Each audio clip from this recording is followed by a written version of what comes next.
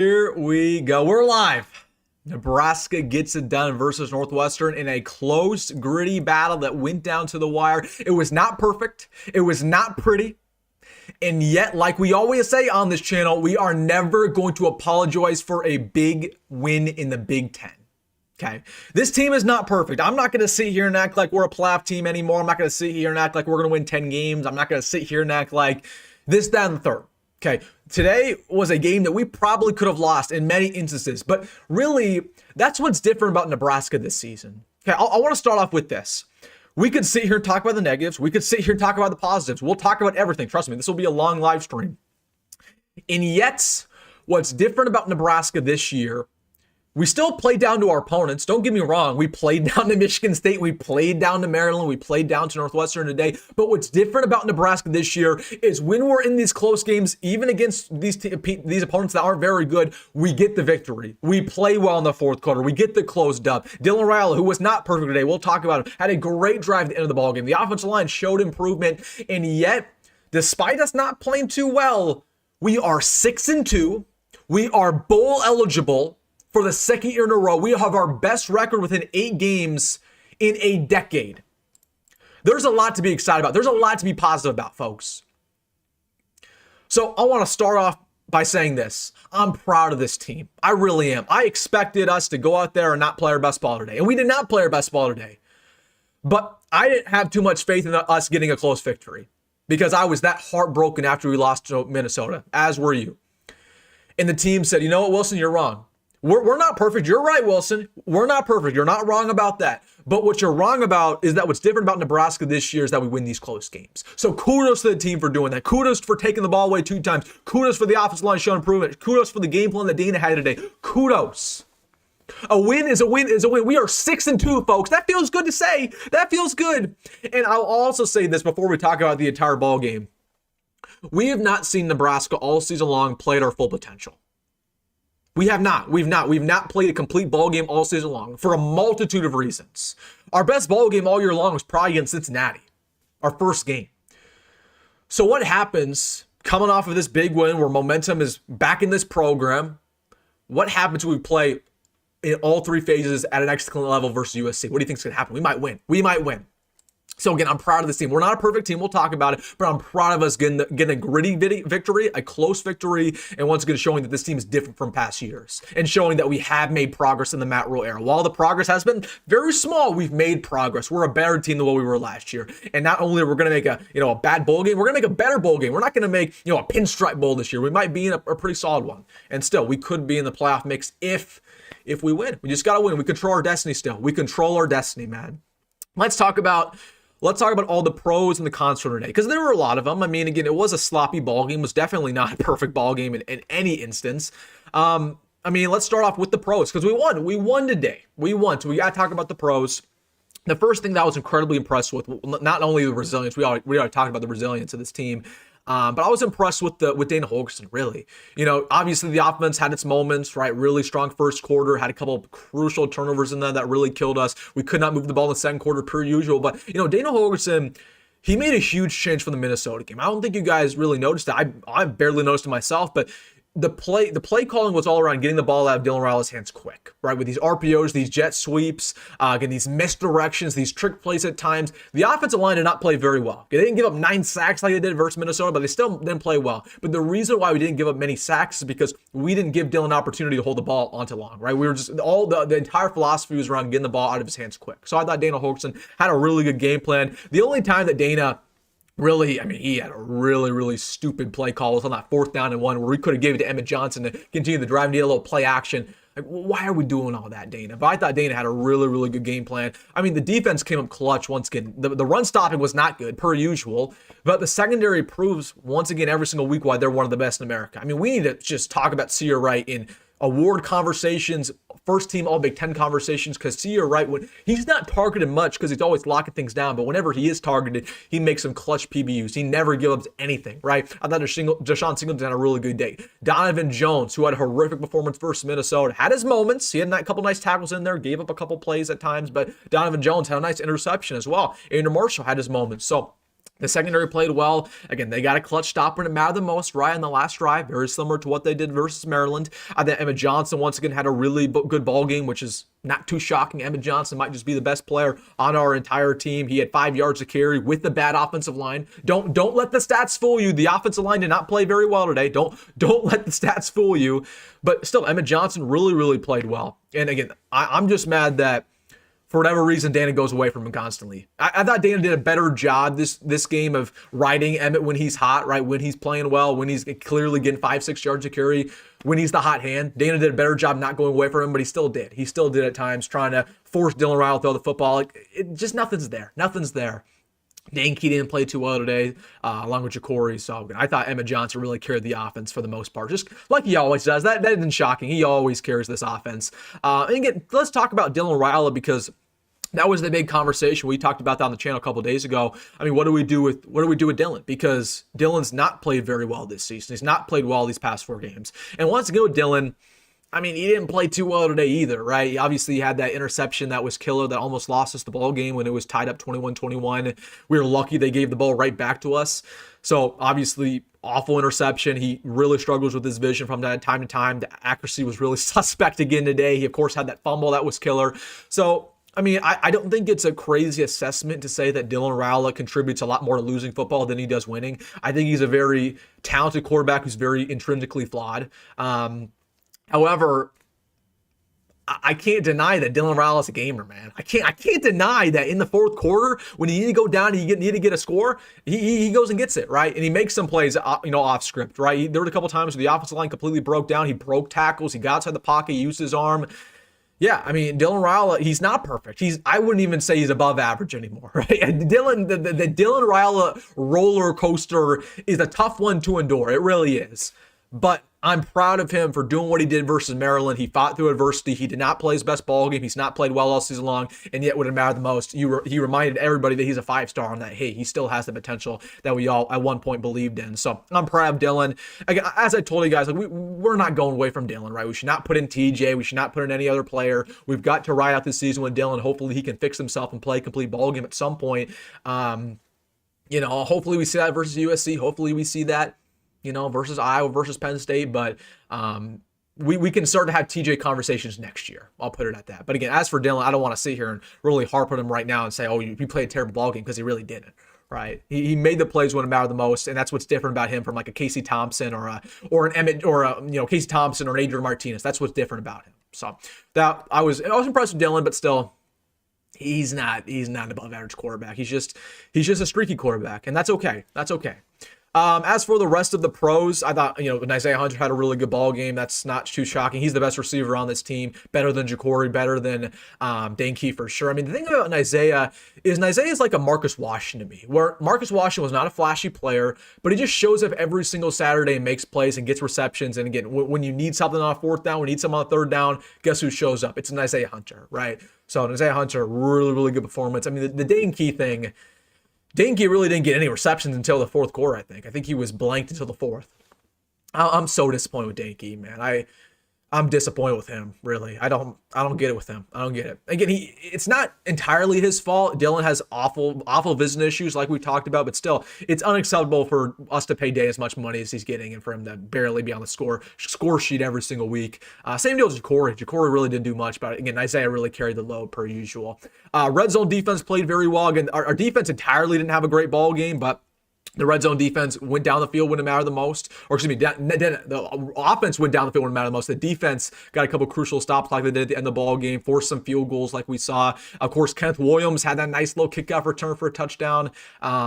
Yeah, I mean, that's the thing around Kenneth. I told you guys versus Maryland. I know he has the speed. I know Kenneth Williams has the speed to bring one back, and he barely brought one back today. He had to break a couple tackles, a couple shoestrings in there, but he brought it back. So shout out to Kenneth Williams. Again, that really gave us life. If it weren't for Kenneth Williams bringing that back, we would have not only lost this ball game, we would have lost to Maryland. Kenneth Williams is saving our season for crying out loud with those kickoff returns. So shout out to KW, man.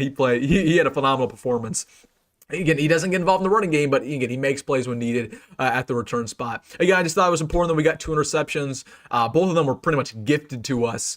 But still, man, I mean, you got to take the ball away to win Big Ten ball games. We did exactly that. And also the big thing, I mean, seriously, I'm never the type of guy to complain about the refs. That's not what I do. Even if we lose, I'm never going to sit here and completely blame the refs.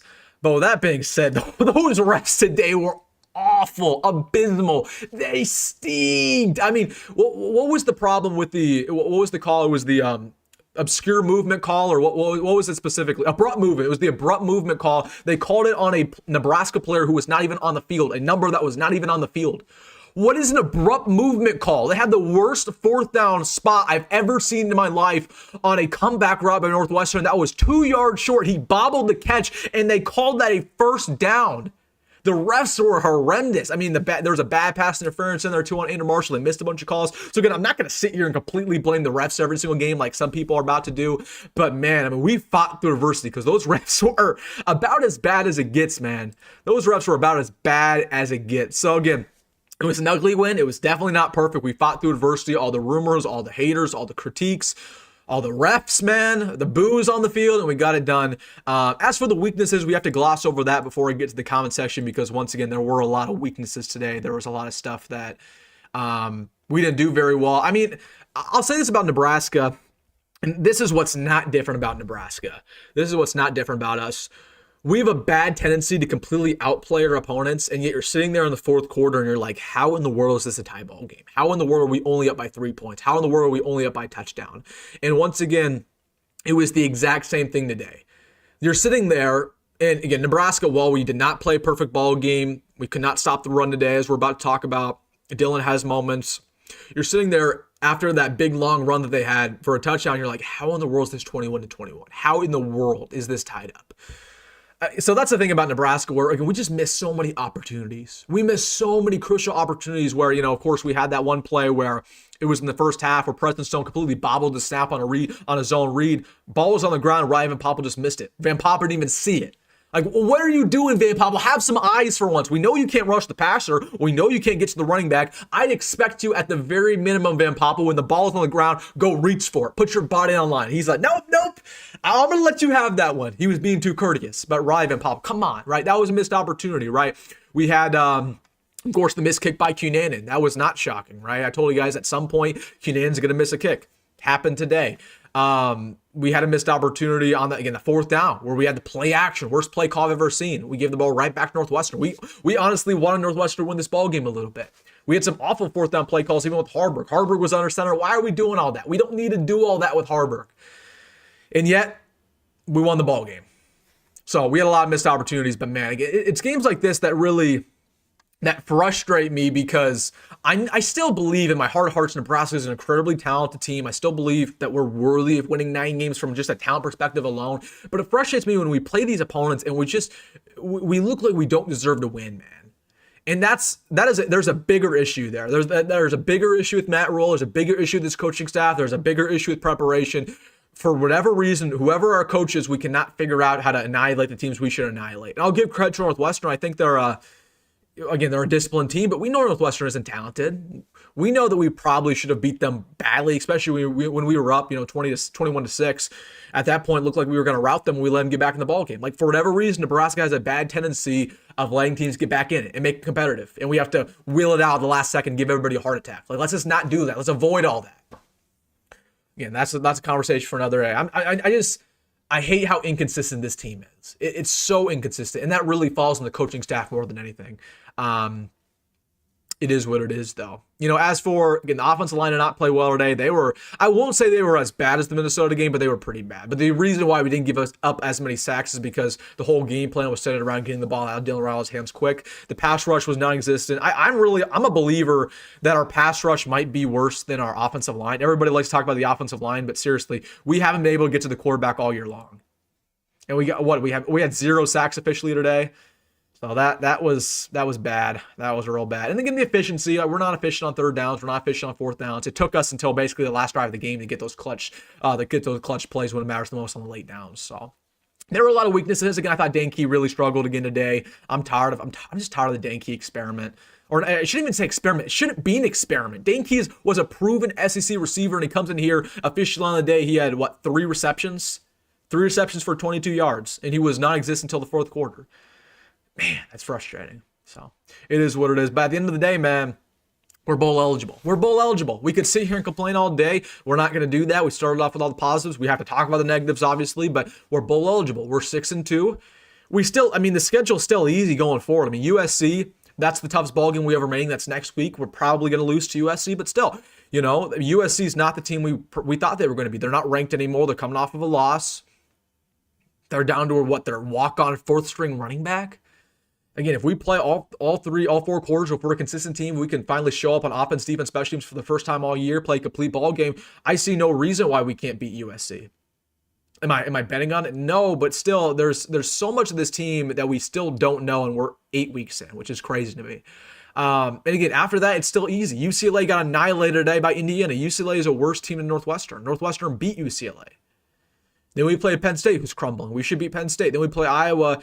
I still say at the very minimum, we're going to probably, I mean, we could still very easily win 8 games. We're a very flawed team. I mean, we're a very flawed team, and yet we could still probably walk into 8 wins this year. That's a testament to how easy our schedule is. But that brings us to the rest of it, right? If you can rise above that, show your potential, play a complete ball going game, you could beat USC, you could beat Iowa, you could win out and be 10-2, and that'd be still a very, very great scenario. So, you know, I guess I'm just disappointed that this team hasn't took advantage of their schedule as much as they should. But hey, man, a win's a win today. We're not going to complain about it. And again, we're bowl eligible.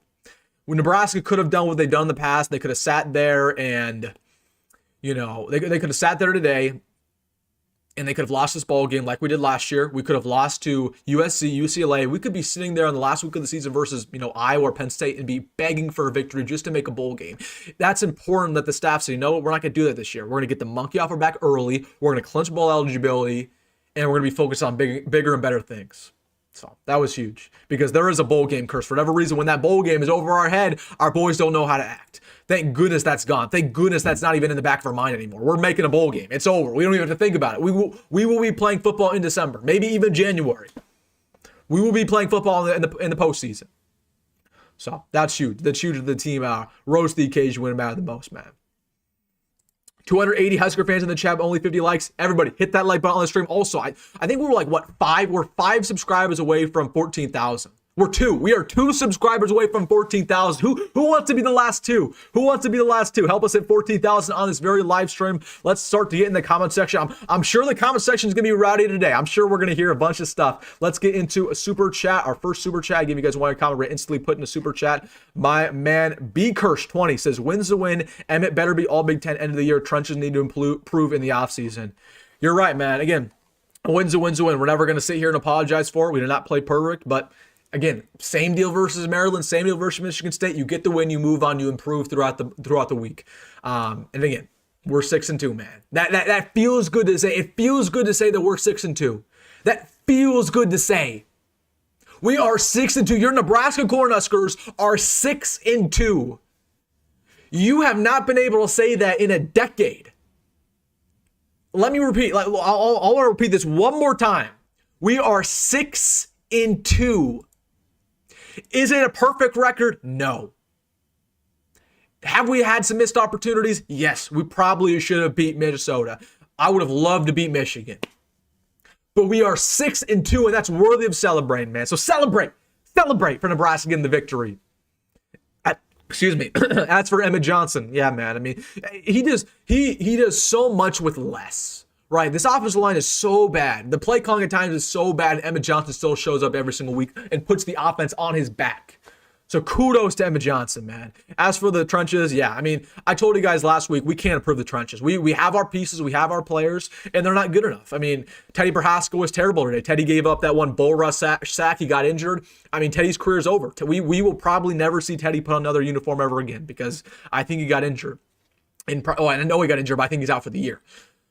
Offensive line was not very good. The defensive line was not very good. We can't fix it. We clearly don't have the talent. We clearly don't have the coaches, but we can still move around. We can still win football games. Okay, just because you don't have the trenches necessary doesn't mean you still are gonna lose out, right? I think that was a misconception. People are like, oh, our trenches are so bad. We're not gonna win another game this year.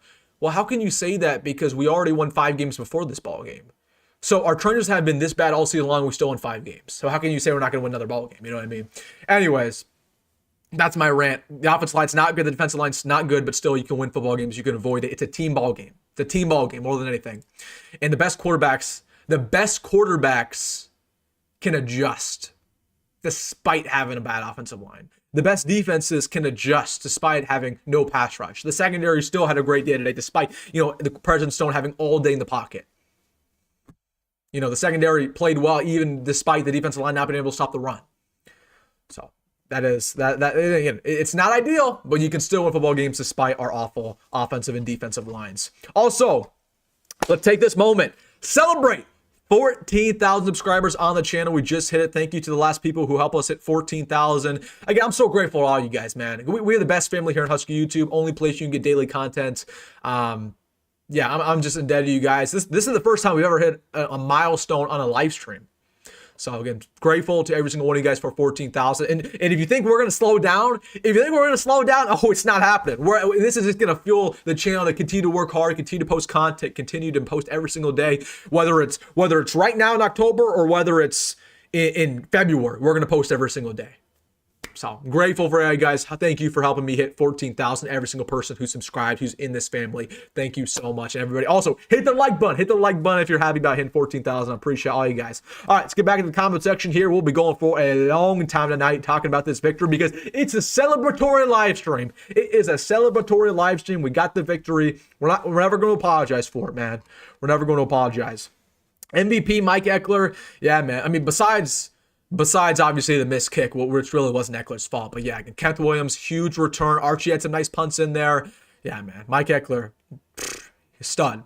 I mean, seriously, that dude has done miracles. He's done miracles on me. He's done miracles on me. There'll be games where Dana Holgerson doesn't show up, John Butler doesn't show up, and Mike Ekeler says, you know what, I got this. He took the worst special teams in the country last year and made it above average, made it elite. In 1 year. We didn't think it was going to take 1 year. He did it in 1 year. So kudos, man. Kudos. Crusader, just love the channel. Crusader, appreciate you, man, helping us hit 14,000. Welcome to the squad. Welcome to the family, my man. Best family here on Husker YouTube. Teddy getting injured may have been good. Oh, we're not. Why are we doing this, Nickel? Why are we doing this? We're not doing that. We're not doing that. Like, I'm not disputing that Teddy Prohaska is not a very good player, but we're not sitting here saying, oh, injury might have been a good thing for our team. But yeah, he was awful out there. I was shocked that they even started Teddy. Like, that's my conversation about how naive Matt Rule and Don Raiola seem at sometimes. Like, everybody in the state of Nebraska knows that Teddy Prohaska is burnt toast. And his best days of football are way behind him. And yet, when Gunner was out today, they say, you know what? Teddy, you're getting another opportunity. Why? Is Teddy Prohaska like Orlando Pace in practice? Like, what's going on? Why do they keep giving him opportunities? Because Turner Corcoran hasn't played well either. Tyler Knack hasn't played well either. But both of those players have gave us better snaps at right tackle than Teddy Prohaska. And Corcoran actually didn't play too bad today when he took over. So I don't know, but I think Prohaska's career's over, man. I think it's over. Again, you know what? Honestly, man. I'm surprised that Prohaska made it 8 games. I remember I was talking with my grandpa at the start of the season. He said, "How long do you think Prohaska lasts? Do you think it's going to be 2 games, 3 games?" And I was like, "I don't know." And he ended up making it. I mean, Prohaska literally made it 8 games. So that's a new record for Prohaska. I literally think that's the most games he's ever played in a season. Same, man. That's a new record, but that's his last record. I don't think he'll play another game this year. So it is what it is. I'm trying to get back. We had a chat from my man Vincent Shavers, friend of the channel, Vincent Shavers Senior. He said that's part of the game, all 3 phases. You're right. You're right, Vin Shavers. Front of the channel, Vin Shavers' dad. Your son played well today, man. Your son played well. I mean, he did give up that huge run, though. I will say he gave up that huge run where obviously Komalafe took you 50 yards on a broken play. Vin Shavers was kind of the backup man to get that tackle, and he thought the play was dead, and he gave up a bit. But other than that, Vincent played very well. I believe he had the interception that sealed it. So Vin Shavers played very, very well. I thought the linebackers in general had a good game. Again, Buda Wright had a pick in there. Vincent didn't get the pick. It was Buda Wright who got the pick. Never mind. Anyway, still, linebackers in general played a pretty good ball game, I thought. So wanted to mention that. Talk about super slow Elijah Judy. I mean, we've already talked about Elijah Judy. He's not. Did you expect him to be lightning over here? Did you expect him to be Superman, the Flash? Come on. Come on. Elijah Judy's not good. He's never been good. But it is what it is. You got to move around. You got to work around it. Dave Portnoy is such a tool. Did he say something about Nebraska?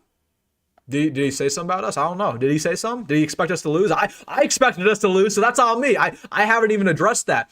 I was wrong, guys. I told you guys I expected Nebraska to lose, and I was wrong. We won. You know, I told you guys it was going to be a close ball game. I told you guys that there would be a lot of missed opportunities. I told you guys that it was going to be a low-scoring affair. So I was right with the majority of my predictions, but the one thing that I was wrong about is that I thought when it mattered the most at the very end of the ball game, Nebraska would be the team to falter, not Northwestern. So I think I predicted, 24-20 Northwestern. We won 28-21. So I was wrong. Double O. And I'm the happiest guy in the world. I'm the happiest guy in the world that we won. Because, again, that it gives this program momentum. Even though it wasn't perfect, wasn't pretty, we had a lot of recruits there. There's a lot of positive momentum going on. Again, in the recruiting class, in the transfer portal world, it gives us life back in the program. We can still salvage what's left of this season, you know. It is what it is. It is what it is. You said Teddy was trash. Dude played well before the injury. He played well his true freshman year. Against Michigan, he played pretty well. Yeah, and he played well in 2021. But other than that, Teddy's not been good. Who'd you predict to win this game? Nebraska, Jeff. I already told you. I said it was going to be Northwestern. I was wrong. You even got the quarter-by-quarter predictions wrong. I don't think so. I was pretty much dead on besides the score prediction itself, but I told you guys it was going to be a low-scoring affair. Said it was going to be sloppy, missed opportunities that I think I said even we missed a kick in there. Or that might have been last week I predicted that. But I thought my predictions were pretty accurate, despite me predicting a loss, and we ended up winning. So, but I'm happy. I'm happy, my man. I'm happy that we won. Dave Portnoy said Nebraska couldn't beat a high school team. Oh, yeah, have you guys seen Dave Portnoy on Fox? Like he's on like the Big Noon Crew. And I think his segment's called like Dave's Rants or something. And it's like the stupidest thing I've ever seen. That dude why did Fox even allow him on television? I mean, he's not even funny. Like, you can be an angry, Mr. Yell at the Cloud type of guy, but at least you can be funny. Dave's not even funny. He's just I can't say the word I want to say, but he's kind of a D-bag. You know what I mean? He's a D-bag. He's not even funny. It is what it is. Shout out to Elijah Pritchett for not targeting today. Yeah, Pritchett, I don't think Pritchett gave up a sack today. Shout out to Elijah Pritchett. It happened. I think, what is it, his first game all season where he started and he didn't give up a sack? He's done miracles on me. He's done miracles on me. Now, he gave a couple pressures. That's the Elijah Pritchett experiments, guys. That's what it is. But you know what? He didn't give up a sack. And that's improvement. So I'm proud of Elijah for playing a decent ball game today, man. Nice win, but not real confident about next week. Again, we have a long way to go. Don't get me wrong, but USC is not the team we thought they were going to be either. USC is not ranked. They're coming off a loss. They're down to their fourth-string running back. Their defense getting worse as the year goes on. Jay Mayava's not perfect. So again, we have a long way to go. Not disputing that, but I'm not going to sit here and say that we're going to get completely blown out guaranteed, because USC is not a perfect ball game. They're just not. They're not. Is Key Nair 2.0? I wouldn't say that. I mean, they're similar a little bit. They're definitely similar, but I'd say, Dane Key's a lot more talented. Rule should have Portnoy on house rules before the Michigan game. Oh, he did. He did have Portnoy. Yeah, but I don't think he said anything bad about Nebraska, though, on that program specifically. I know he said stuff about us in the past. That's bad. So. You said Northwestern would start 7-0 in the first quarter. That's fine. Yeah, okay, you're right about that. But again, it was still, what was it, 6-7 at halftime? Oh, it was 6-7. It was 6-7 once again. So again, I thought the prediction wasn't terrible. I mean, I thought it was fairly accurate, despite me predicting a loss. Again, I'll tell you guys, I admitted it right at the top of the show. I predicted us to lose. We won. I'm happy. I'm happy, man. And they proved to me that this team's different. They proved to me that this Matt Rule coach team is different from what we were, 2 years ago. Last year even, is that even though we won't play a perfect ball game, we'll play sloppy, we'll probably play like we want to lose at some instances, we get the win when it's tight, and that's what's different. And I had my doubts along with the rest of it. I think everybody had our doubts when this game got tight. I think a lot of us, when Dylan Raiola threw that interception, and it was 21-21, I thought a lot of us were like, oh my goodness, we're going to lose. But what's different about Nebraska is they never falter, they never had their head down, and they show resilience. So, but all in all, they didn't cover the 7.5. Yeah, man, why would anybody bet on Nebraska? Even if you're a Nebraska fan, why would you bet on Nebraska? That's on you. I think that's on you. If anybody ever bets on Nebraska, whether it's a money line or spread, over, under, anything, you're just giving your money to Vegas, man. Because I'm telling you, Nebraska is probably the most inconsistent team when it comes to betting. Never bet on us, ever. I think we're against the spread this year. I think against the spread, we're like 2-6 against the spread, I want to say. I mean, it's bad. I think the only games we've covered, well, we probably covered versus Akron and Houston Christian, but those games don't really count. We covered probably versus Michigan, and then the other games we didn't cover. So yeah, would never bet on Nebraska. I don't know. You're just giving your money away, man. That's not. I don't condone betting, and I definitely don't condone betting on Nebraska at all. Why is Nebraska guy Cade Piper playing first string for Iowa? How do we miss him? Cade Piper. That name does not ring a bell. Let me pull him up. Cade Piper. What high school did he go? He went to Norfolk Catholic. Was he a walk-on? He was a low 3-star. I don't even know, man. I don't know. That's what Iowa does, though. Iowa finds those hidden gems. Honestly, I think Mike Eckler can make a heck of a head coach. His guys play hard for him.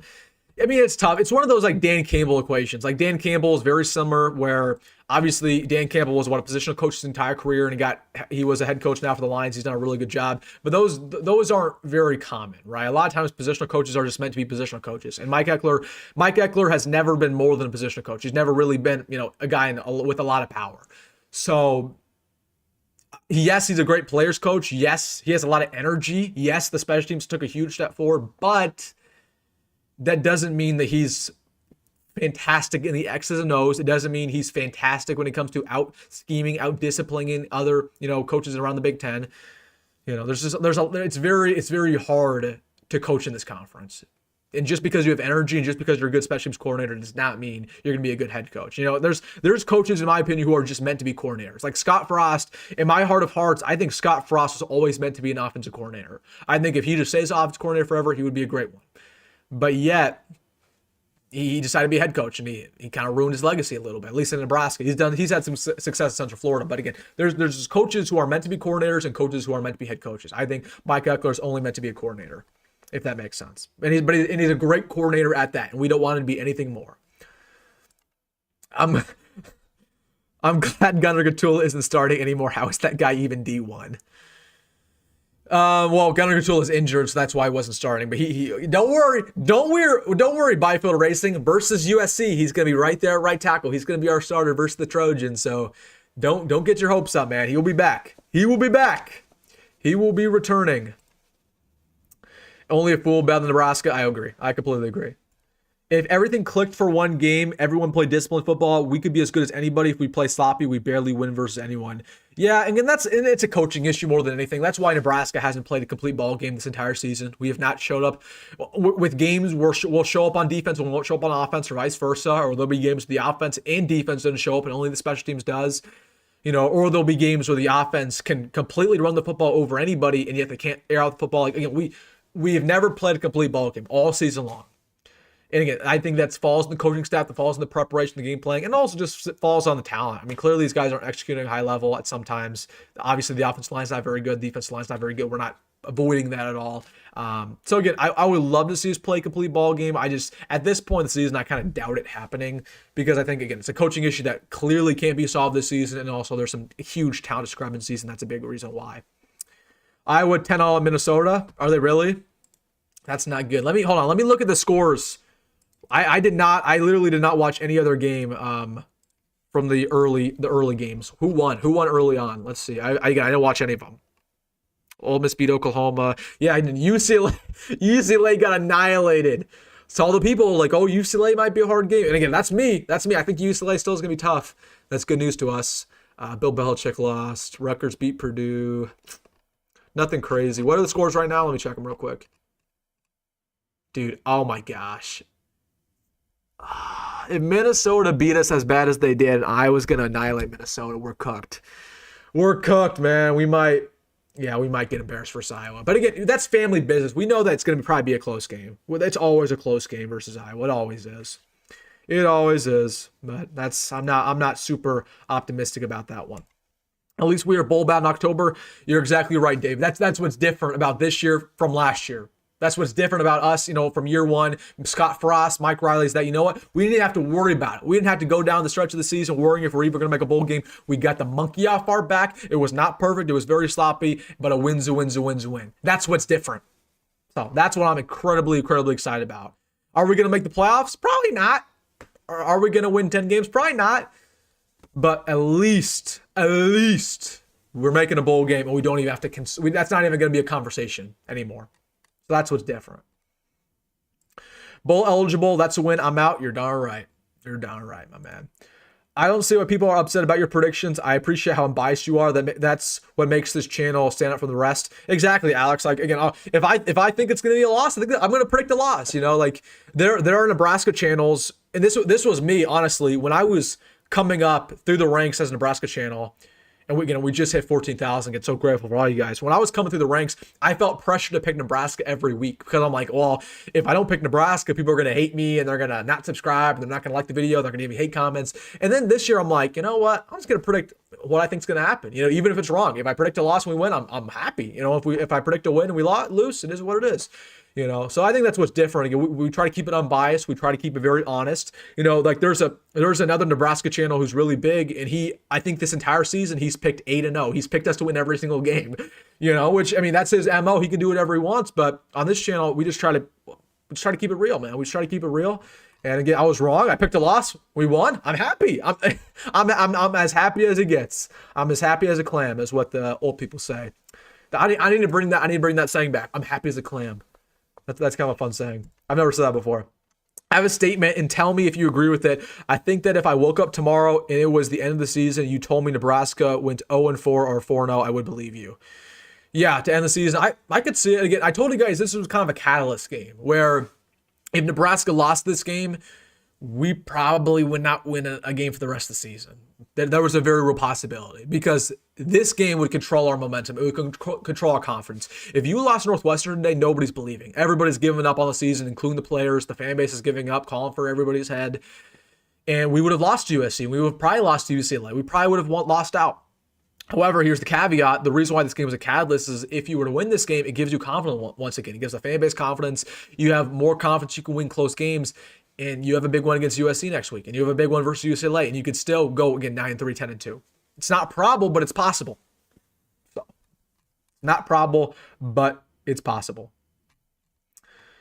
I'm happy Gunnar Gatula isn't starting more. Oh, I already responded to this one. Gunnar Gatula, he'll be back. He'll be back, my man. Next step is to get to a bowl game not named after a mower. Or after bad boy mowers. Dude, that's what it is. We need to get to the Pop-Tart Bowl. We need to upgrade. We're gonna go from the Mowers Bowl to the Pop-Tart Bowl. That's what I want. We got up our way to the ranks. We just gotta work our way up, man. You're dead on. You're 100% right. We gotta work our way up. That's funny, man. That's funny. Not gonna lie, after the Dillon interception, my head dropped like Dillon's. But for once, the D stepped up and got it back, and then he came back on the field and orchestrated one hell of a drive. Yeah, again, that's a great point, Thomas. And we've already said, again, Dillon's not a good quarterback. I'm at that point. He's definitely not great. I mean, that's out of the window.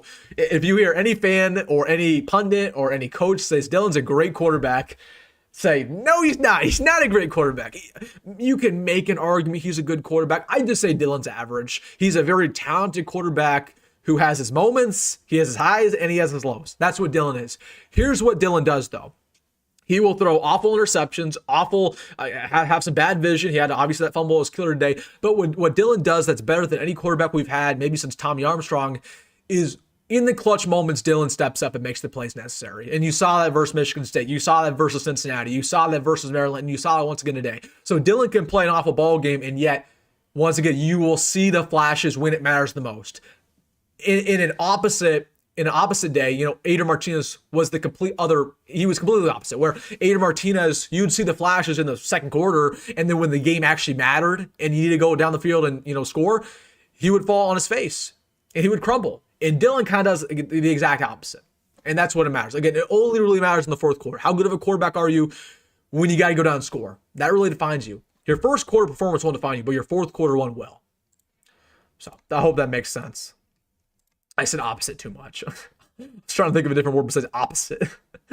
17-0 Iowa. Minnesota just threw a pick 6. Yeah, man, that's not good. That's not good. Again, we don't know what Iowa's going to look like, though. We still play them in a month. We play them in a month. We could have a different quarterback at that time. They could have a lot of injuries. We could have a lot of injuries. Still a long time until we play Iowa, but still, man, that's not great. Astro says, thanks for the tickets, man. Oh, you went to the game? This is my man off Twitter. Teed. We did a little bit of a ticket giveaway because I was going to go to the game and I was feeling a little bit under the weather this morning. So I was like, let's give my tickets away. So awesome, man, that you enjoy. I love those tickets. I love those seats. So I'm glad that you had a good time. I'm glad that you got to see a victory, my man. I'm glad that you got to see that. That's awesome, dude. That's awesome. And we'll do more ticket giveaways in the future. I was thinking about doing one for Iowa, and then I was like, I don't know how many people want to go to the Iowa game because it's the day after Thanksgiving, and it's going to be, again, you guys know it's going to be so cool. I'll be at Iowa, but I don't know if we'll do an Iowa giveaway. But we might do a bowl game giveaway, we'll do some giveaways next season. We'll do a lot more giveaways because I want to give back. Because again, I believe this is my best month on the channel ever. So I want to give back to the community, do some more giveaways, especially next season. Hopefully next season is our big year. So we'll do some more giveaways. But again, glad that you won that and enjoyed the ball game. And hopefully, again, I'm hoping that we make a good bowl game this year because I want to travel for a bowl game, man. Like I wanted to go to last year's bowl game, and then it was in New York City, and I'm like, bro, I'm not going to New York City to sit there in a rainy 20-degree environment to see us barely beat Boston College. I'd rather go to Florida or go to Nashville, or go to Texas. So I'm hoping Nebraska makes a good bowl game this year in an ideal location, so a lot more Husker fans can actually make the trip. Because I might make the trip if it's a good time. If it's not like directly by Christmas, I might make the trip for like a little weekend trip. To have a 6-2 record at this point, their offensive line is a success. Yeah, I mean, that's a good point, David. And again, the offensive line does not define our season, despite what people think we're not going to win another game. Our offensive line's so bad. That's not the case. You can still win ball games despite one positional group not being very good. So yeah, it would be interesting to see how much better we would be if we actually had like a top tier offensive line. I still think we'd probably be 6-2. Like we probably still would have lost to Michigan. We probably still would have lost to Minnesota, despite us if we did have a good offensive line. I think the difference would be that we would have blown out Cincinnati, would have blown out Michigan State, and a lot of these wins would have looked a little more sexy. But I think even with the good offensive line, I think we'd probably still be 6-2. I think we probably still would have been. Barney couldn't run through wet toilet paper. Yeah, that's the thing about Jacory, man. He gets so close to having these big breakout runs on jet sweeps, run after catches, again, kick returns, and again, he will get tripped by his shoelace, and he'll go down. Like Jacory, he can't break tackles, man. He can't break tackles. And that's just because he's very light. He's very light. Doesn't have too much muscle on him, which is okay. I mean, part of the reason Jacory is so shifty is because he's so light. So if he puts more muscle on, he's a lot less shifty, but maybe he can be able to break tackles. It is what it is. But yeah, Jacory did. And Jacory didn't do much again today. Like they tried to get him involved in a couple of jet sweeps here and there, but still, Jacory on the day had 3 receptions for 13 yards. Like, really, Jacory? Really? I don't know. It is what it is. Dylan doesn't have the right coaches. Yeah, I agree with that for sure. I agree with that. Again, I don't think Glenn Thomas is doing a very good job. People never talk about Glenn Thomas. Glenn Thomas has not done anything since he got to Nebraska. He's terrible. Clearly, obviously, Dane is not doing the best job. I think Dane had a good game plan today, but still, yeah, Dylan's coaches are not doing him any favors. I think that's a very good point.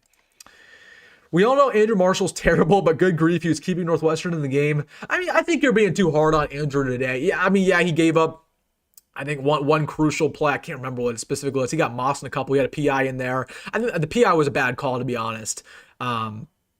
But I think Andrew Marshall had some nice tackles. He had a couple PBUs in there as well. I think the Andrew Marshall experience is it's very streaky. It's a roller coaster just like Dylan, but I don't think Andrew played as bad as what he did last week. And I honestly thought Andrew had really, really good games versus both Michigan State and Maryland. So Andrew Marshall's not the worst in the world. But again, I really would like to see some of our younger pieces in the secondary. You know, like Donovan Jones played better, but still Donovan Jones is not perfect. Like, where are all these young talents that we were talking about in, July? Where's Larry Tarver? Where's Mario Buford? Where is Amari Sanders? Where are these guys? They're talented. They're speedy. Well, I don't know why the coaching staff refuses to make substitutions in the secondary. Like, they refuse to play anybody but the starting 6, the starting 5. Doesn't make any sense to me, man. Doesn't make any sense to me. This team is not ready for the playoffs. Again, yeah. If we made the playoffs, we would get annihilated. For sure. I 100% agree with you. But we control our destiny. Like, if we win out, there's a possibility. There's a chance. You never know. You never know. Yeah, it's definitely not probable, and it's not even worthy of talking about because we're probably not going to beat USC. Probably. Yeah. Well, if we wore red uniforms versus Cincy, we'd have Minnesota at home. We'd probably win. I don't know what you're talking about. I mean, we wore red uniforms versus Michigan and we lost. So I don't know if that's really getting at right there. I don't know what that's getting at. We need multiple big-time offensive line transfers if we want to be competent next year. Yeah, no question. I mean, we got to put up the money, right? It's not about, oh, we need to have good relationships and we need to give them playing time. Like, nah, screw that. We need money. I need Matt Rhule to say, you know what? We have $15 million to spend the portal, and $7 of that million is going straight to the offensive line. That's what I need him to do. I need him to say, you know what? This money's going to the offensive line, and the rest of it can go to everything else. But we need to put some straight money in the offensive line because that's what we weren't willing to do last year because we got outbid for multiple prospects. We got outbid for Isaiah World. We got outbid for the Michigan transfer. I forgot his name. I think Dominic something, right? We got outbid for Shias Pete, funny enough. We got outbid for him, right? So it doesn't really make sense how we weren't more aggressive in the O-line market. And then we got desperate at the end of it. And then we outbid Virginia at the last second for Rocco Spindler. Because we got really desperate, but yeah, we got to put some money where our mouth is in the portal. No question about it. No question about it. Why do we always get a fair lead and the other team drives the ball down the field or down? Excuse me, the other team drives down our throats in the next drive. Yeah, I mean, for whatever reason, again, this team is incredibly inconsistent. I mean, it happens every game. It's happened with multiple coaches. We'll be off to a very hot start, and obviously, what happens. And we'll be sitting there in the fourth quarter and we'll be like, how is this game tied? How are we only up 3 points? How are we only up 7 points? So, I mean, it's a worthy question. Obviously, it falls a bit on the coaching staff, clearly. I think a lot of times the coaching staff, they take their foot off the gas. They go way too conservative. I think a lot of times the team does the exact same thing where they're already celebrating, right? You saw them when they were up, 21-6, and they were celebrating. What are we doing here? We have a quarter left and you're celebrating? So, again, it's a culture issue. We still have a lot of issues on this team. And once again, we have not played a complete ball game, and we struggle with adversity to this very day where we're up 21-6. They walk all the way down the field, they score a touchdown, and then they get the ball back, and they have a huge run that goes 50 yards. We struggle with adversity. But what's different about this team is that even though we still play down to our opponents, even though the game's a lot closer than what it should be, we win when it's tight, despite us losing when it's tight in the past. So again, there's progress, but yeah, still a long ways to go. At least if you win the Pop-Tart Bowl, you get to sacrifice the mascot. Now, actually, screw that. Let's make the Mayo Bowl, because the Mayo Bowl you can dump the mayo on your head. I'm just happy I'm making a bowl game, man. My man Eddie says, good work with the channel, Wilson. Started watching at 4K for recruiting info. Fun watching the channel blow up. Eddie, I appreciate it, my man. Eddie, you're my guy. Everybody follow Eddie.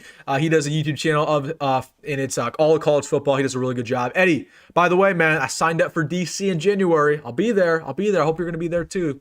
I'll meet you up again. So yeah, I'll be in DC January 20th. So we're on the 20th.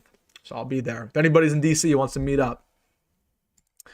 If we get all of our good players, holy crap. If we get all of our good players to stay, we might need elite talent next year. If we can get a good offensive line, the portal just offer all the money to the line and we'd be great. Well, by the way, that gave me a heart attack reading that. I just had a stroke reading that. As for your comment, as for keeping all our good players, that's not going to happen. I mean, there will be good players that we have who transfer away. There will be. There is a possibility where Nyziah Hunter transfers out. There is a possibility where a Luke Lindenmeyer transfers out. There's a possibility where an Andrew Marshall transfers out. There's a possibility where fill in the blank. Keona Davis transfers out. He already entered the portal once. So as for keeping all our good players, no, we're gonna need more than just offensive line in the portal. I expect Nebraska to take probably 20 offensive line when it's all said and done. We're gonna take a bunch, or excuse me, 20 players, not 20 offensive linemen. I wouldn't mind 20 offensive linemen. We're probably gonna take 20 players in the portal, probably 4 offensive linemen, I'd say. I honestly wouldn't be too mad if we took 20 offensive linemen. Just one of these guys has to be good, right? One of these guys has to be good. That'd be funny. Not gonna lie. What happened to Teddy? It looked like a knee injury. It was either a knee or an ankle injury. He hobbled off. He walked under his own power, but he didn't come back. So I think he's probably out for the year. We know Teddy's made of glass. I'm not expecting him to come back. If we feed Emmett the rock and call short and quick pass plays, we will beat USC. Again, that's you can't do that versus USC though. They have a very stout defense. And they also have a team that does not make as many mistakes as they had in the past. And also, it should be mentioned around USC, if this gets into a shootout, which it likely will, do you think Nebraska has enough talent to beat them? Do you think Dylan Raiola won't make any mistakes? Because in a shootout, you cannot throw any interceptions because they're going to take the ball away from you and they're going to go score themselves. So it's not as simple as, just feeding Emmett Johnson and letting the clock run against USC. They have a high-powered offense. They have the best offense we will play all year long. I think USC is even better than Michigan. I really do. I do. And USC beat Michigan, by the way. So it's not as easy as, just feed Emmett. No, it's not going to happen. Is it unfair to say Emmett's a top 5 running back in the country? I think it's pretty unfair. I don't think Emmett's top 5. He's in there, definitely in there. He's top 5 in the conference, no question. But as for top 5 in the country, I'd say you can make an argument for top 10. Top 5's really pushing it. But I will say he's doing a lot with a terrible offensive line. I don't know if there's many running backs in the country who can put up his stat line with this bad of an offensive line and this inconsistent of a coordinator, if you will. So, good question, though. I hate that money and corporations are killing college football. I mean, you just got to adjust. Sports change, man. Sports always change. The NFL changes. College football changes. College basketball changes. Everything changes. You got to adapt or die. So, are corporations killing college football? No. They're changing college football. You might not like the new college football, but are they killing it? No. College football is more popular than ever before and for a good reason. Okay, college football will never die. College football will never, be irrelevant. That will never happen. So, again, I don't love NIL. I don't love I kind of do like the portal, actually. But I don't love NIL. I don't love all the branding, all the big money that's around, billions of dollars. I don't love all that, but still, it was bound to happen at some point. And honestly, probably should have happened years and years ago. It probably should have happened back in the 2000s. It was going to happen at some point. So it's either you're going to adjust and enjoy the new college football, or you can be one of those guys who says, you know what? College football sucks now. I'm never going to watch it. Well, you can do whatever you want to do, but I'm going to enjoy college football for what it is. And college football, I fell in love with college football for the exact same reasons that still exist. I fell in love with college football for the awesome fan bases, for the civil war, between every single state when they're going up against each other, right? Like, I hate Iowa. I hate Colorado. It's more than college football. I hate those states in general because of college football. I love college football because you really develop players, right? From, being garbage when they get onto campus. You can take walk-ons to being All-Americans, right? It's different than NFL. And also I love college football because it feels like every game matters. All those Emmets that all of those reasons that I just listed, they're still alive today, despite, NIL potentially killing it a little bit, like some people would like to say. Warren Buffett needs to donate 20 mil, never lose a game again. Bro, 20 mil is nothing, bro. Warren Buffett could give this team $20 million and we would still have less money than like 20 other programs. So 20 mil is nothing. Maybe 200 mil, but 20 mil ain't moving any needle. Wild how this whole chat and Wilson himself is turning toxic to Nebraska football. Whoa, here we go. We got a little bit of hate comment. Whole chat's turning toxic? What are you talking about, Berserk? What are you talking about? We're happy today, my man. He says, like, if you actually played high school, even college sports, maybe your opinion would matter more, but damn. That's crazy. And this is coming from somebody who played like D3 football and thinks he's the greatest football player in the world. This dude played D3 football in Idaho, and he's like, I know football because I played D3 football. I mean, if you know football, then you can go make your own channel, buddy. You can go make your own channel. You don't need to play football in the NFL to know what you're talking about. Okay, I talk with football players all the time, whether they play for Nebraska, whether they play for other programs, and they don't know football to begin with, and they play the sport. You will see NFL players in interviews who don't know basic things about their sport, and they're in the NFL. So the whole narrative, you need to play the super high level of football to know what you're talking about. What are you talking about? And also, again, you're a nobody. You're a nobody. So don't go on my chat talking about, oh, you guys don't know what you're talking about because you didn't play football. Everybody played football at some level. As for the whole chat turning toxic to Nebraska football, we're celebrating a victory today. You can sit here in your misery. You can be upset about winning, but we're happy about winning. So, Missouri, get out of my chat, man. You're an Iowa fan. You're somebody, buddy. You're a bum. You're a bum. You're a bum. You're a nobody. So you can throw shots at me. That's cool. But don't you ever throw shots at my subscribers. Don't you ever throw shots at my subscribers or anybody in this live chat. Because we're going to come after you, my man.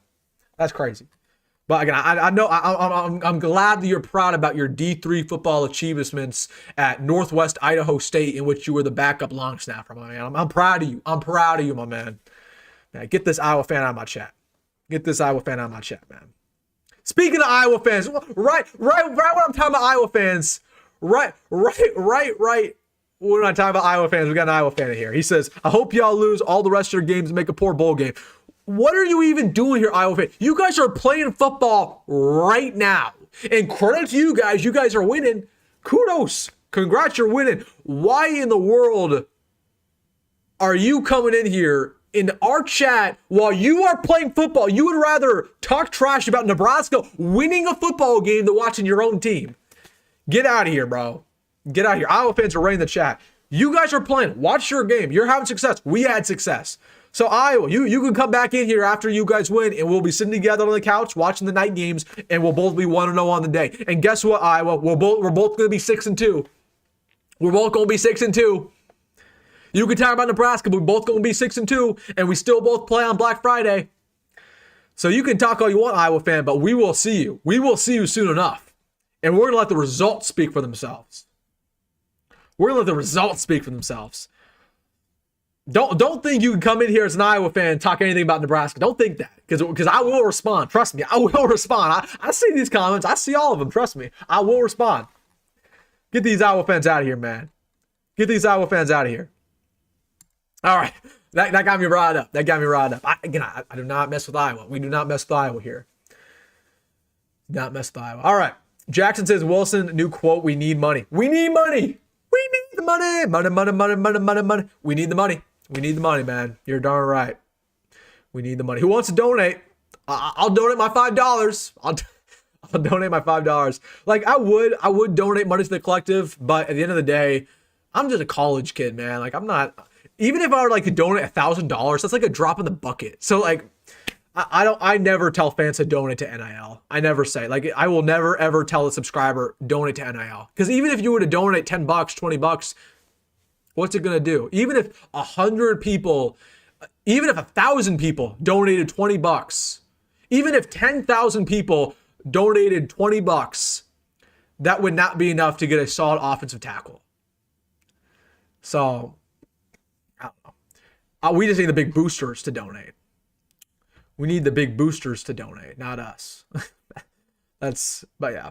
That's the thing I hate about NIL, though, is that they beg common fans to donate money. Like, no, we're not doing that. Common fans already pay enough in tickets and merch and all these subscription services to actually watch the team play.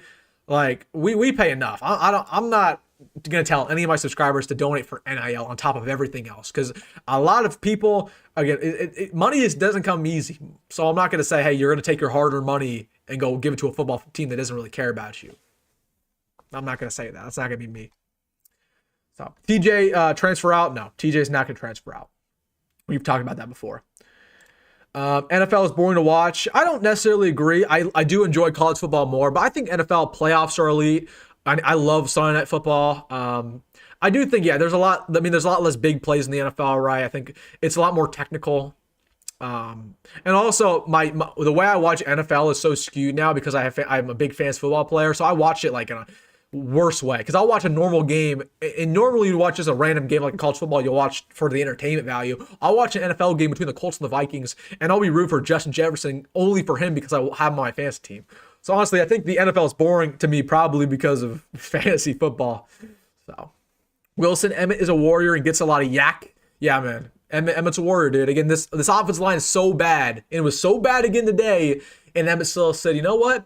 Doesn't matter. I'm putting the team on my back. I mean, there was one play in particular. I think it was a fourth down, I want to say. It was our first or second drive of the ball game, and Emmett got stuffed. And it looked like Northwestern were getting the ball back, and somehow we kept the legs turned, and he got an extra 2 and got the first down. Like, that was an incredible play, man. That was incredible. How does Iowa get 3 Big Ten home games with an off week between game 2 and 3? You tell me, man. I have no idea. I have no idea. But those Big Ten, I'm telling you, if there's anybody who loves Iowa, it's those Big Ten people. Those Big Ten people love Iowa because Iowa gets all the calls. Iowa gets all the preferential treatment. It is what it is. Cornhusker basketball will surprise people. I hope so. I mean, they got a big win versus BYU, but at the end of the day, man, it's an exhibition. We gotta see it. We gotta see it in real games. But yeah, I'm hopeful. I'm hopeful the basketball team's good this year because I would love to cover the basketball team. I would love it. I would love to make videos about the basketball team and not about us losing. I would love to talk about the basketball team winning. So I'm hoping that could be the case. People are going at Iowa in the comment section.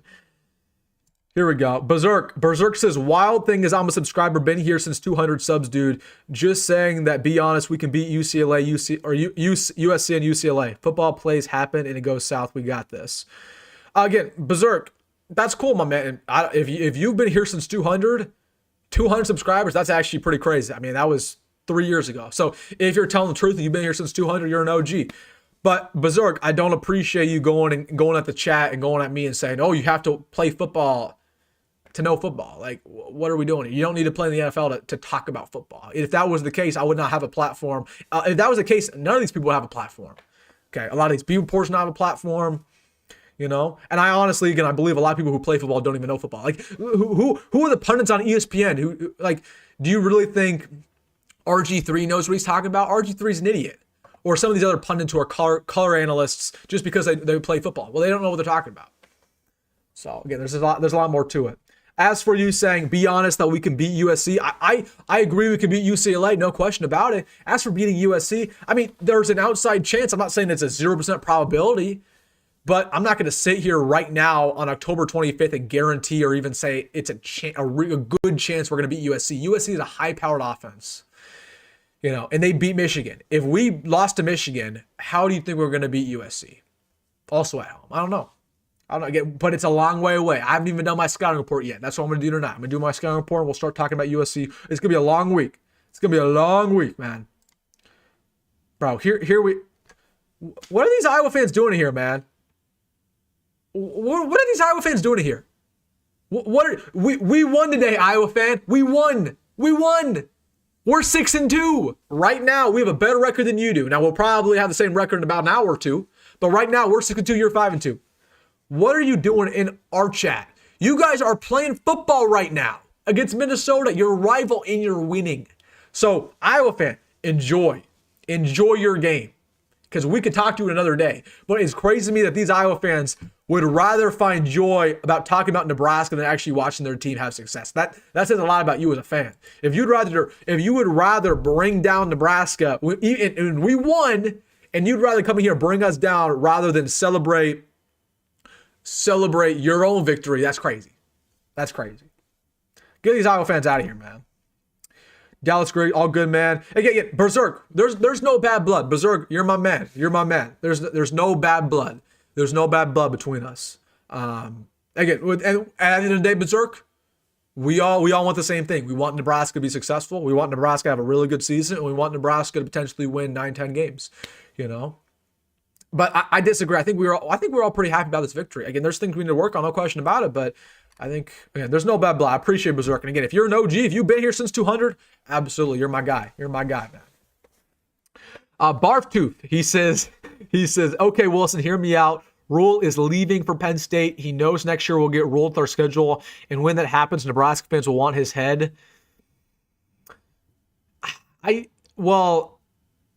Your reasoning is not terrible, but if Matt Rule were to do that, that's incredibly weak. If you're to leave because of our schedule, that's a loser mindset. You're basically saying, well, I already know we're going to lose next year. We're going to be terrible next year. I don't know. Yeah, then clearly Matt Rule's not the guy. If he wants to run away from a schedule, because it's not like, so Penn State might have an easier schedule next year than what we do, but Penn State inevitably is going to have a tough schedule. They might have a tough schedule in 27 or 28, so inevitably he's going to face one. I don't think he'd run for that reason, though. I think if he were to go to Penn State, it'd be for the obvious reasons. He wants to go back home. Nebraska fans may or may not want him gone, depending on how the season ends. The resources are great at Penn State. I don't know. We'll see. But I do think he will stay here. I do think he will stay. My man, Drew says, got to tell you, Mr. Wilson, there are a few things to be discouraged about, but special teams is not one of them. Mike Eckler has earned that paycheck. You're exactly right, my man, Drew. Yeah, Mike Eckler, it's so impressive to me what he's done in 1 year. I told everybody all offseason long, I expect the special teams to be improved. I didn't think it was going to be perfect, though. I didn't think it was going to be top in America. I don't think it was going to be elite because you can't fix everything in one offseason. And yet, he pretty much has fixed everything in one offseason. We've never worried about the long snapping this year like last year. The kicking's been fine despite us missing a field goal today. The punting's been fine. The returns have been fine. We stop returns. We don't give up big returns at all either. We're executing in all phases on special teams. So Mike Eckler, yeah, he's done a really good job, man. He's done a really good job. Done a really good job. You said USC sucks on the road. I mean, yeah, they're not perfect on the road, no question. Again, they lost to Notre Dame last week, but still, again, we cannot hide around the fact how talented they are. We can't hide that fact. And at some point, they're going to win a road game. At some point.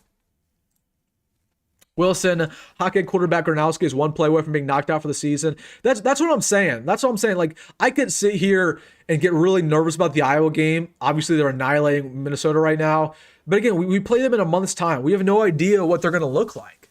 Mark Gronowski might not be their guy. He's already got banged up once this year. They've had multiple running backs go down with injury. Kamari Moulton's been out with with time, right? Xavier Williams has been out with time, right? So they could be completely injured by the time we end up playing them. So, yeah, we'll see. And yeah, their backup quarterback stinks. But I think Gronowski stinks too. He's gotten better, but he still stinks. He still stinks. The Minnesota loss looks really, really bad right now. I mean, dude, it's always that's what I was trying to tell you guys last week. Minnesota sucks. They're not good. They're not a good team. They're just not. We lost because we were not prepared. So it looks bad. They're getting annihilated by Iowa, but this shouldn't be too shocking because Iowa's never been good. Or excuse me, Minnesota's never been good. Don't let them beating us change up the perspective. Embarrassing for Iowa fans. Iowa fans are embarrassing in general, man. They're embarrassing in general. Their whole fan base is embarrassing. Iowa fans know we are turning a corner and they're about to be Wisconsin and irrelevant. I mean, this is Ferentz's last year, so yeah, I mean, when Ferentz is gone, they'll hire whoever they hire. I think they'll be down in the abyss because they don't have money, man. That's the thing about Iowa. They don't have NIL money. So you take away Ferentz away from the equation, they're not going to be very good. So yeah, I think Iowa's days are coming. Their days are numbered. Their days are numbered. Once Ferentz is gone, they're gone. They're cooked. They're cooked. Cincinnati is winning against Baylor. Yeah, man, that's a team that just keeps winning, dude. That's a team that just keeps winning. I was wrong about them, man. I was wrong. They're up? Yeah, they're up 14-0. Granted, Cincinnati's played nobody this season besides Iowa State, but still, they keep winning. Shout out to them. They're making us look good. Hey, if we win out, that'll look like a pretty quality win. So hopefully they continue to find success. I'm rooting for them though. Kenneth is 5'9". I'm 14 and taller than bro. No, don't be talking bad about my man Kenneth. Don't be talking bad about my man Kenneth. Some people just are 5'9", 5'10", 5'11", but he's a short king. Don't be judging my man off his height. But Wilson, to correct you though, I didn't play D3 football. Is NAI football in Hastings. Hastings U, man. One of my good friends at Hastings. One of my good friends is at Hastings. So I got a lot of respect for Hastings. I will say this though. I'm more of a Concordia man myself. Concordia, Nebraska. I root for Concordia because oh my gosh, hold on.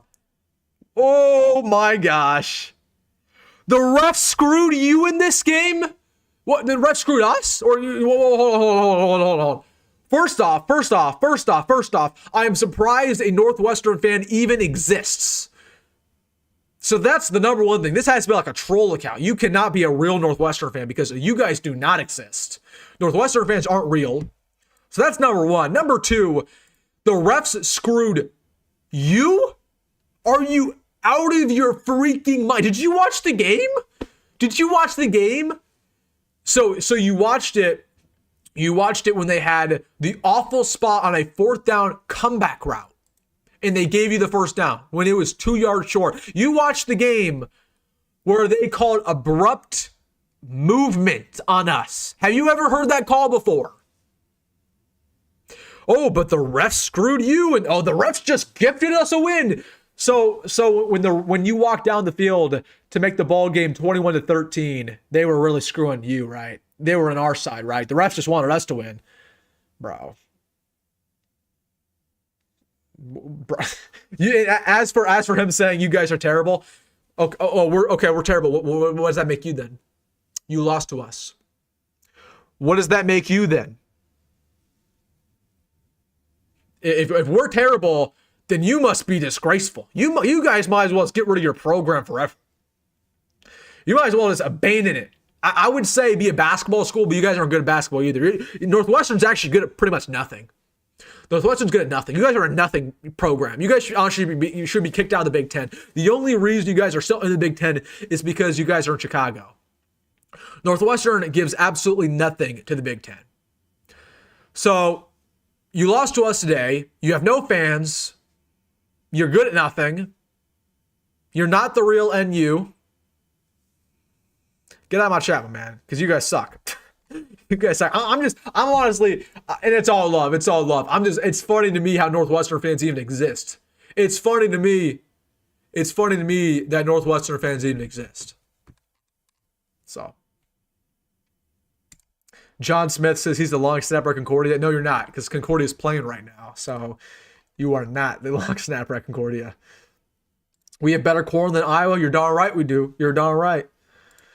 Love Archie Wilson averaging 55.5 yards a punt. Yeah, man, Archie had a really good game, man. Really good game. He had a good game versus Minnesota too. Yeah, he's played well. He's played well, especially after I talked about Archie struggling a little bit, and he started to turn it up. You must have saw my video. I'm just kidding.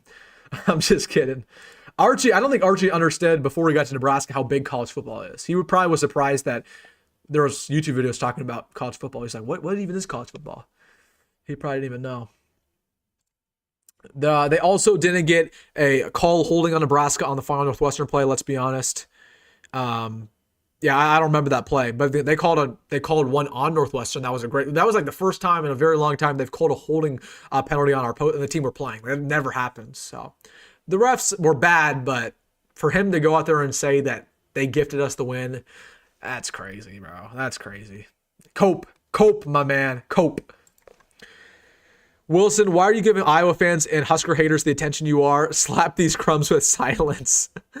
It's all fun and games, man. It's all fun and games. I don't shy away from the haters, man. If the haters want to come in here and talk bad about Nebraska, talk bad about me, I'll respond to it, man. It's all fun and games. I have fun. I have fun with it.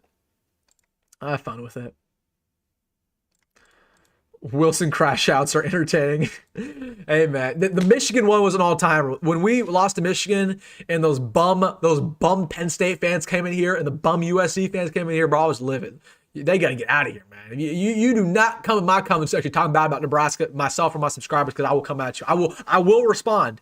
And they think that I'm just going to go hide. I'm here every day, man. I'm out here every day. You can go hide. These other fans can go here and hide, but I'll be here. And I'll respond. So, yeah, it's all fun and games, though, man. It's all fun and games. All right. We've went for, let's see, officially, we've been going for about 1 hour and 13 minutes. All right, guys, give me your final stuff in the comment section. I want to watch the rest of these college football games today, man. I'm gonna enjoy the rest of the day. I'm gonna sit here. I'm gonna watch the Vandy game. What has Vandy game started? Was that a 2:30 game? Hold on. Has the Vandy game started? By the way, give me your final stuff in the comment section. Okay, Missouri's beating Vandy.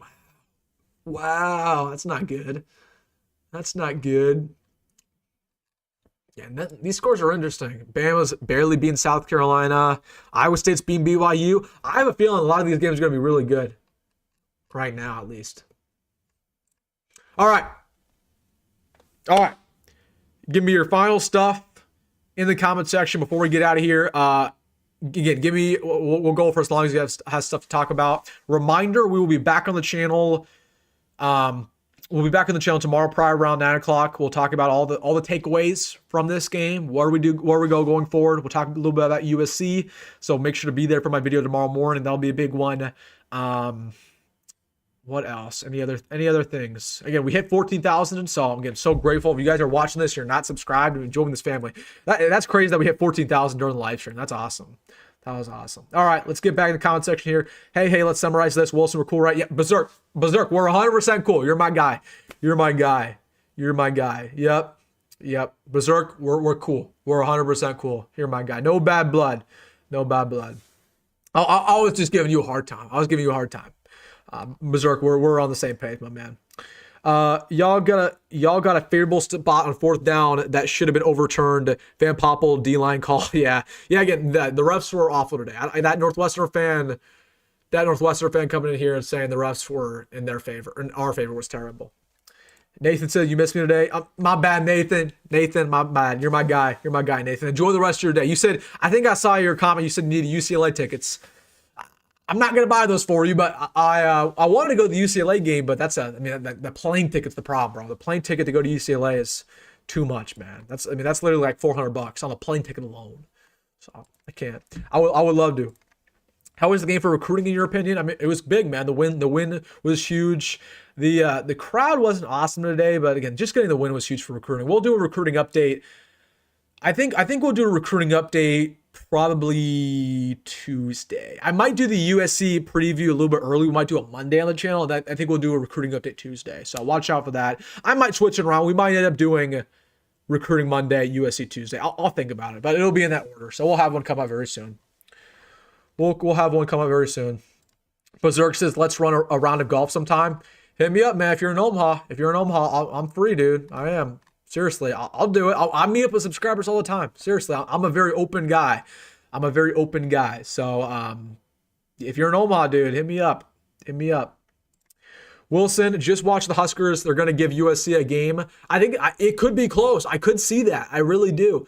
I think it's going to become a heartbreaker. That's probably my early prediction. I don't usually give out my early predictions, but if I were to give you an early prediction, I think it's going to be a heartbreaker, like a really close ball game down to the very end. That's just what Nebraska does. We play up to our opponents and we play down to our opponents. So, Andrew Marshall's such a liability. I don't think he played as bad as what people are saying. He was better than what he did versus Minnesota. That's for sure. Chance of making playoffs. I mean, you have to win out. We cannot make it at 9-3, so you have to win out. I would say, even if we do win, so it's not only about winning out, but also you have to get some luck in there because we don't have many quality wins. So yeah, I don't know. That's tough. It's tough to say, man. I'd say probably 2%. Well, let's not even talk about playoffs. We're not a good enough team to make the playoffs. We're just not. We're not a good enough team. Happy day to be a Husker. You're darn right. Celebrating, man. We're never going to apologize for getting victories in the Big Ten. We're never going to apologize for that, ever. You deserve 100K subs. Keep the work up. I appreciate that, Matthew. Again, I know how it is on this channel, man. It's all grind. It's all grind. I was never gifted anything on this channel. I never had a huge spike overnight. I never spawned in with 1 million subscribers. I've been doing this for 4 years. I've been doing this for 4 years since I was in high school, wearing glasses and braces, you know what I mean? And I just grinded, So I understand that there's other YouTubers who, they make a channel and they get like 1,000 overnight. That was not me, So I'm just going to continue to work hard every single day to bring guys daily content, daily updates, content that I think is necessary and that you guys want. And then I think the subs will speak for themselves. And I think the main thing that I'm very proud about when it comes to this channel is that I never take breaks. There will be channels who take a huge break from January to July for the majority of the season. They will not make content. That's not what I do. Nebraska football is my life. It's your life too. It's everybody's life. We love Nebraska football. And never, even in the offseason, there's stuff going on. There's honestly more stuff going on in the offseason than during the season. So that's what I'm proud about when it comes to this channel is that I'm going to grind, man. I'm always going to grind. I'm always going to put in the work. And you can never doubt my grind, my work. You can doubt other things, but I will always put in the work for sure. So thank you for that. And again, I'm appreciative of all you guys who watch my stuff, who like my stuff, comment on my stuff, have notifications on. Thank you all for 14,000. It means a lot. Again, this is only going to motivate me to work harder. It's only going to motivate me to work harder. We're never slowing down. If anything, we're speeding up. You think we get blown out versus USC if our O-line plays bad? I mean, our O-line's going to play bad regardless. So we gotta accept that. But I don't see a blowout really happening. How's the crowd not great? It wasn't a sellout from what I saw. There was a lot of empty seats. And I know that because I was one of those people who bailed on the game. I did not go to the game. So, Yeah, I don't think the crowd was awesome compared to what it usually is. It was not like the student section was gone by halftime, right? Like it was not the normal Nebraska field. What do you think is the best tradition in college football? Is it the wave? I mean, the wave is not bad. I mean, I'm not a hater. I think the wave's pretty cool, but the wave's not like a top 5 tradition. I would say, what is the best tradition in college football? I like the Texas Tech one where they throw like the tortillas on the field. That's kind of funny. I like the Florida State chant where they're just like spamming the chant all day long and they're going like they're doing the symbol. I like that. I don't know. The wave's not the best one though, but I do like the wave. It's kind of cool. I'm not gonna hate on that. Playoffs. Talking about playoffs. Yeah, we should not talk about playoffs. You're right. Dylan's mediocre at best. You're right, man. My goat is live. Shout out to you, Declan. Hope you're doing well. Wilson, is Barney banged up? No, he's fine. South Carolina Bama's good right now. I'm going to watch that after I hop off of this. Let's go Wildcats. We're going to make the national championship. Oh my gosh, this guy's a troll. I honestly think this is a Nebraska fan. I think this is a Nebraska fan who made this account just to troll me because there's no way Northwestern fans are even real, bro. There's no way. Sam Pittman to Nebraska speaking to an existence. Yeah, I don't think so. We need $35 million for players. Hey man, call up my man Warren. Missouri versus Vandy's 3-3. That'll be a good game. That'll be a good one. We should do a live for Friday Night Football for like high school football. I don't know. I mean, we'll do some more live streams at some point because we do our live streams after the game. We'll maybe do a live stream maybe Friday night next week. Maybe, I don't know. We'll try to do some more live streams. We'll try. Lloyd will replace Dane next year. Jalyn Lloyd's not coming back, my man. He's not coming back. What do you think our final record is? Probably 8-4. Probably 8-4 right now. I could still see 9-3. I mean, that was my preseason prediction. But probably 8-4. Beamer on the hot seat. No, I don't. I mean, if anything, what's their record right now? They're not having like a great year. But granted, they've had a lot of injuries. What's their record? Because they're playing Bama right now. Yeah, 3-4. Ooh, that's not good. Yikes. Maybe. Depends on if they win this game or not. He was the hot name last year. Funny how life hits you. Big day for Kenneth Williams. Yeah, man, big return, dude. He's a dog. Pay attention to how terrible Andrew Marshall was. It's bad. I'll rewatch the game for sure. I know what you're referring to. Like, he, of course, had some missed coverages, missed tackles at times. But again, he had some nice PBUs in there. Like, again, it's the Andrew Marshall experience, excuse me. He was not as bad as Donovan Jones was last week. I'll tell you that. So, and again, still on the day, how many passing yards did we give up? Like 150, 120? So I'm not going to sit here and complain about Andrew Marshall playing terrible because really he didn't. The whole secondary entirely played pretty decent. You know, President Stone was better than Dylan Raiola. You're trolling.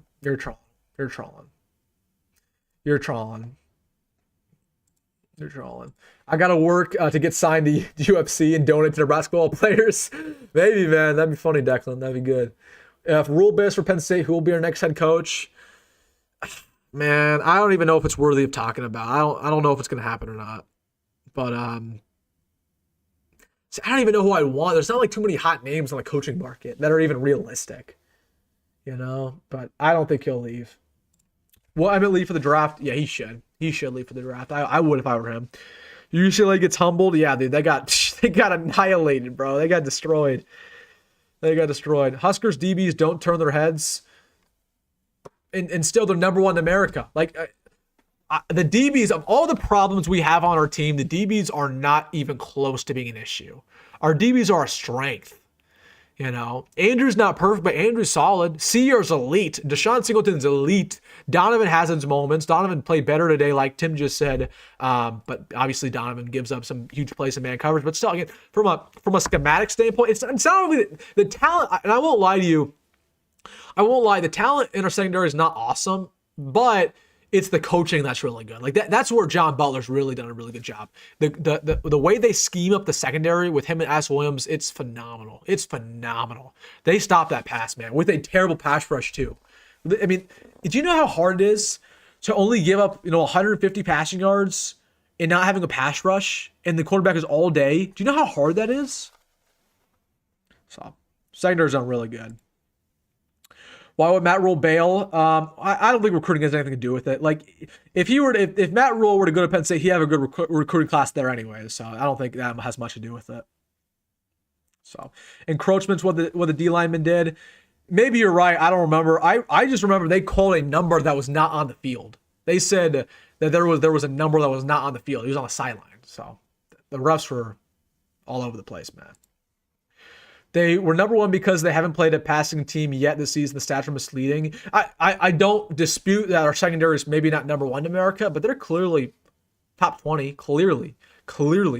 Okay, Sear Wright is clearly an elite talent. Deshaun Singleton is clearly having an elite season. That's not disputable. You can sit here and say Andrew's not perfect and Donnie's not perfect, and you're right.